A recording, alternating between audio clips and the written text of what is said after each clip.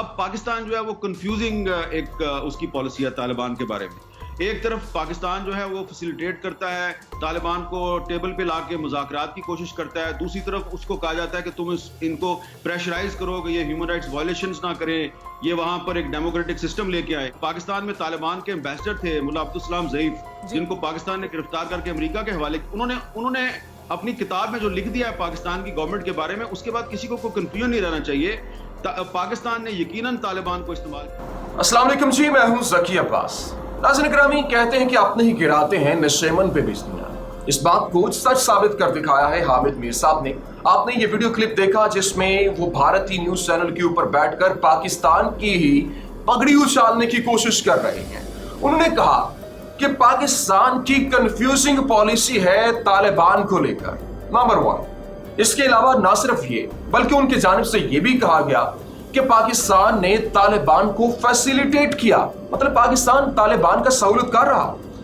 इसके अलावा उन्होंने ये भी बात की कि पाकिस्तान ने तालिबान को यूज किया है। आपने ये वीडियो क्लिप देखा है, मैं आपको ये पूरे का पूरा क्लिप दिखाऊंगा, पूरे का पूरा। वो उन्होंने जब क्वेश्चन किया भारतीय एंकर ने और फिर उसके ऊपर ये किस तरीके से इन्होंने जवाब दिया, ये सारे का सारा मैं आपके सामने रखूंगा। इन्होंने मुल्ला अब्दुल सलाम ज़ईफ की गिरफ्तारी के हवाले से उन्होंने कहा गिरफ्तार करके जो है वो अमेरिका के हवाले किया, और फिर पाकिस्तान के हवाले से उन्होंने ये कहा कि मतलब यकीनन पाकिस्तान ने तालिबान को यूज किया है। तो इस तरीके से वो भारतीय चैनल जो कि पाकिस्तान का अज़ली दुश्मन है भारत, वहां पर बैठकर पाकिस्तान के खिलाफ ही, अपनी सरजमीन के खिलाफ ही वो इस तरह से बातें करते, हर्षा सराय करते और पाकिस्तान को लट डाउन करते दिखाई दे रहे हैं। ये क्लिप देखिए जिस तरीके से भारतीय एंकर के जानिब से जो क्वेश्चन किया जा रहा है और उसके ऊपर किस तरीके से ये उन्हीं के बयानिए को सपोर्ट करते दिखाई दे रहे हैं। ये वॉच दिस क्लिप। तो अब क्या इसे हामिद मीर साहब इस तरह से समझा जा सकता है कि आपने खुद भी इसके बारे में लिखा है, इसके बारे में हुसैन अफगानी लिख रहे हैं अपने आर्टिकल में कि जो मदद अब तक पाकिस्तान देता रहा तालिबान को और उनको मजबूत करता रहा, वो दरअसल पाकिस्तान के लिए ही सबसे बड़ी मुसीबत बनने वाला है आने वाले समय में? देखिए, सिर्फ पाकिस्तान ने तालिबान की मदद नहीं की है। तालिबान की मदद तो इब्तिदा में शुरू में अमेरिका ने की थी और तालिबान के डेलीगेशंस अमेरिका के दौरों पर भी जाते थे। ये सारी एक ऑयल वॉर का सारा शाखसाना था। तो अमेरिका ने भी मदद की, पाकिस्तान ने भी मदद की, सऊदी अरब ने भी मदद की, यूएई ने भी मदद की। लेकिन फिर गुजरते वक्त के साथ पहले अमेरिका उनके खिलाफ हुआ, फिर सऊदी अरब और यूएई खिलाफ हो गया। अब पाकिस्तान जो है वो कंफ्यूजिंग एक उसकी पॉलिसी है तालिबान के बारे में। एक तरफ पाकिस्तान जो है वो फैसिलिटेट करता है, तालिबान को टेबल पे लाके मुज़ाकरात की कोशिश करता है। दूसरी तरफ उसको कहा जाता है कि तुम इनको प्रेशराइज करो कि ये ह्यूमन राइट्स वायलेशंस ना करें, ये वहाँ पर एक डेमोक्रेटिक सिस्टम लेके आए। तो उसकी वजह से अब तालिबान जो है, आप देखें जो पाकिस्तान में तालिबान के एम्बेसडर थे मुल्ला अब्दुल सलाम ज़ईफ, जिनको पाकिस्तान ने गिरफ्तार करके अमेरिका के हवाले, उन्होंने अपनी किताब में जो लिख दिया है पाकिस्तान की गवर्नमेंट के बारे में, उसके बाद किसी को कोई कंफ्यूजन नहीं रहना चाहिए। पाकिस्तान ने यकीनन तालिबान को इस्तेमाल किया, क्योंकि पाकिस्तान का ख्याल था कि जब तक तालिबान की हुकूमत थी अफगानिस्तान में तो वहाँ पर इंडिया का इतना इन्फ्लुएंस नहीं था, और जब तालिबान की हुकूमत ख़त्म हो गई वहाँ पे इंडिया का इन्फ्लुएंस बढ़ गया। पाकिस्तान की सरकार जो है वो इल्ज़ाम लगाती है कि वहाँ पे इंडिया ने पाकिस्तान के खिलाफ 66 के करीब टेररिस्ट ट्रेनिंग कैंप भी कायम किए थे। लेकिन अब जब तालिबान वापस आ गए हैं अफगानिस्तान में, तो अब तालिबान भी उन लोगों को सपोर्ट कर रहे हैं, जेलों से निकाल के रहा कर रहे हैं जो पाकिस्तान में वांटेड है। तो पाकिस्तान के लिए बड़ी मुश्किलात हैं। एक तरफ इंटरनेशनल कम्युनिटी का प्रेशर होगा पाकिस्तान को अपने कंट्रोल में भी रखना। हामिद मीर साहब ये कह रहे हैं आपके प्रधानमंत्री की गुलामी की जंजीरें तोड़ दी हैं।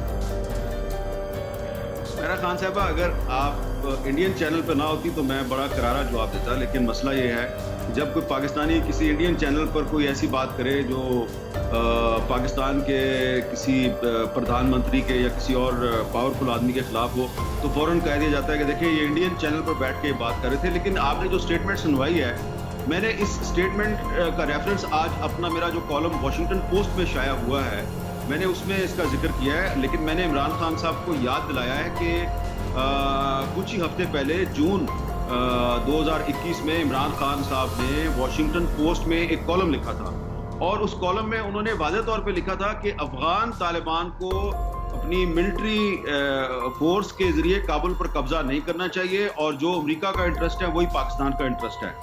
तो कुछ हफ्ते पहले तक तो इमरान खान साहब जो है वो वाशिंगटन पोस्ट में ये लिख रहे थे कि अफगान तालिबान को काबुल को ताकत के जोर पे टेक ओवर नहीं करना चाहिए। अब वो कह रहे हैं गुलामी की जंजीरें तोड़ दी हैं। तो मैं इंतहाई मुख्तात अल्फाज में केयरफुली सिर्फ ये कहूँगा कि जैसा कि मैंने पहले भी कहा कि इमरान खान की एक कन्फ्यूज्ड पॉलिसी है।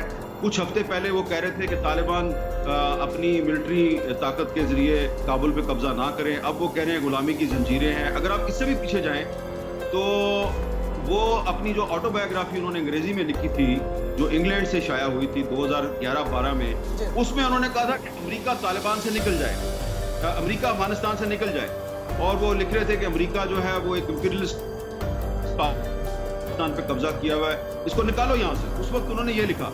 जब वो प्राइम मिनिस्टर बन गए तो फिर उन्होंने कहा तालिबान अमेरिका को कि फौरी तौर पे अफगानिस्तान से मत निकलो, अगर तुम फौरी तौर पे निकल गए तो सिविल वॉर हो जाएगी।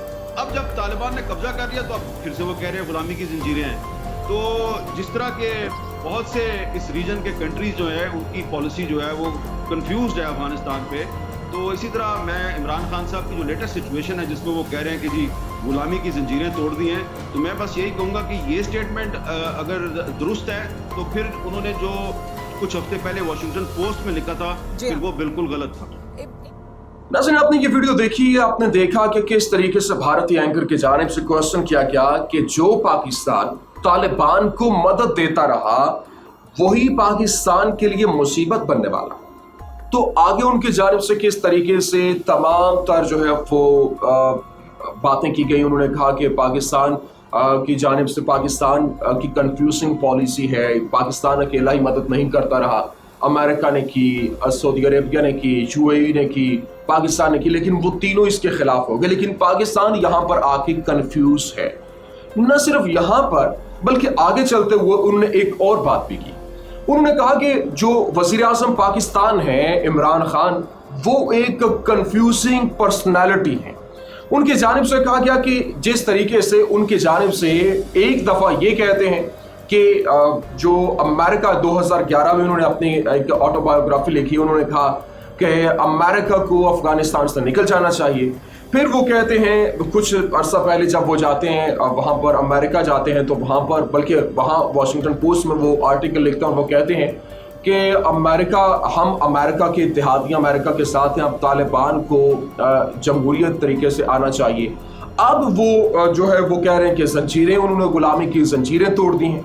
तो ये एक बड़ी कंफ्यूजिंग पॉलिसी है। वज़ीर आज़म पाकिस्तान एक बड़े कंफ्यूज हैं यहाँ पर तालिबान को लेकर, अफगानिस्तान को लेकर।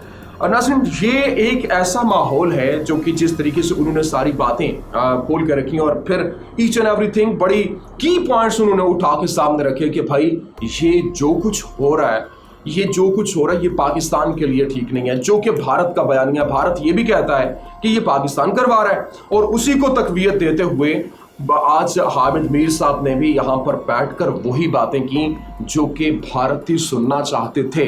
तो ये एक बहुत बड़ी ब्लेम गेम शुरू हो चुकी है और ये बहुत बड़ा सवाल ये निशान है हामिद मीर साहब की पर्सनालिटी के ऊपर, क्योंकि हम तो इन्हें बड़ा आइडलाइज करते थे, लेकिन यहाँ पर आके एक सिनेरियो क्योंकि कुछ अरसे से उनके खिलाफ चला हुआ था, आज उन्होंने ये साबित कर दिया कि भाई आपने वहाँ पर भारत के अंदर बैठकर भारत के बयानिए को ही सपोर्ट किया है। नाज़रीन, ये थी आज की वीडियो। उम्मीद करते हैं आपको हमारी वीडियो पसंद आई होगी। वीडियो पसंद आने की सूरत में लाइक कीजिए, शेयर कीजिए और हमारे चैनल को सब्सक्राइब करना मत भूलिएगा।